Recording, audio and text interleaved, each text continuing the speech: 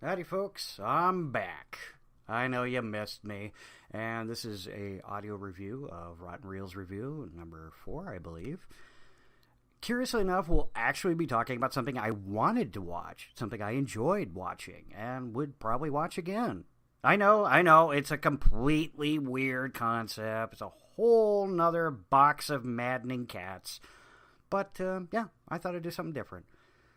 Unfortunately, we're going to be going about to an area that some of you folks tend to shy away from, and that would be a cemetery. The cemetery is unique in the fact that it's only watched by a gravedigger and a night watchman, and there's more activity to, say, bring about adventure, terror, all in one sitting.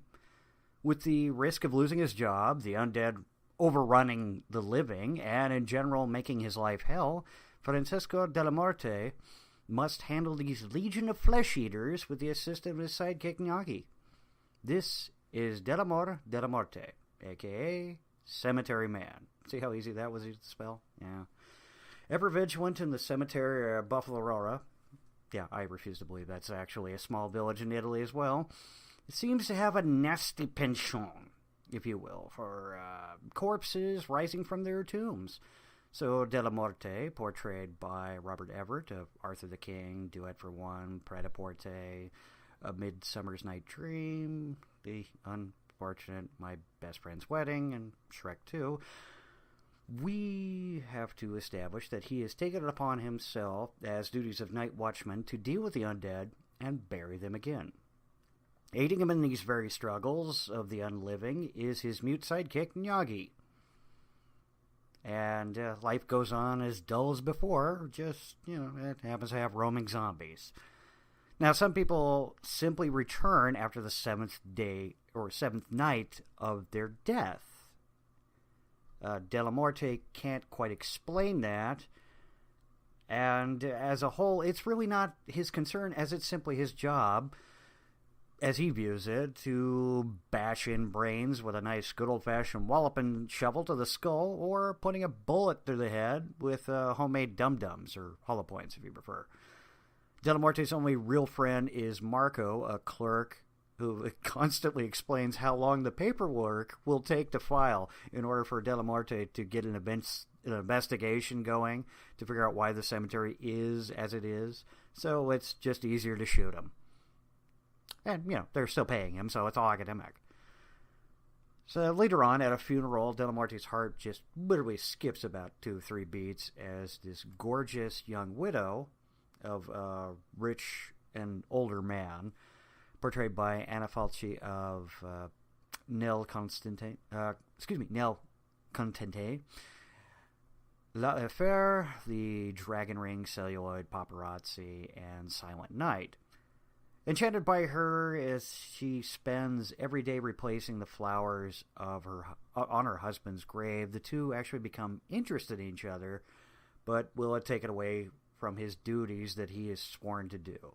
So, will the cemetery be closed down? Will De La Morte ever have a life beyond the dead?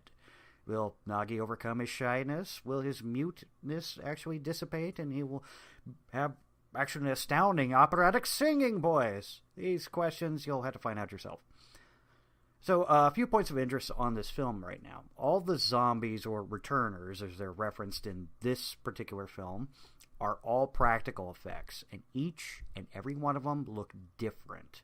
They're all a unique creation. So, kudos on that end. Our director, Michel Sylvia, director of The Church, Stage Fright Aquarius, The Long Goodbye Kiss, not to be confused with another one, Political Target, and Blood of Losers, is actually a protege to Dario Argento. So you can imagine how his young and innocent mind got warped rather early on. The characters, as well as the story, hails from comic book writer and novelist Tizo Sclavi, who is also not only the creator of De La Morte, but the creator of Dylan Dog.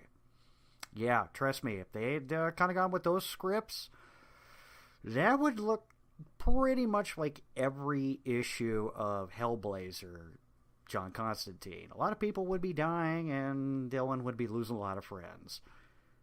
So, one another aspect is there is just a copious amount of POV shots, a lot of handhelds, some anamorphic lenses, coupled with just this extremely bizarre yet wonderfully written content.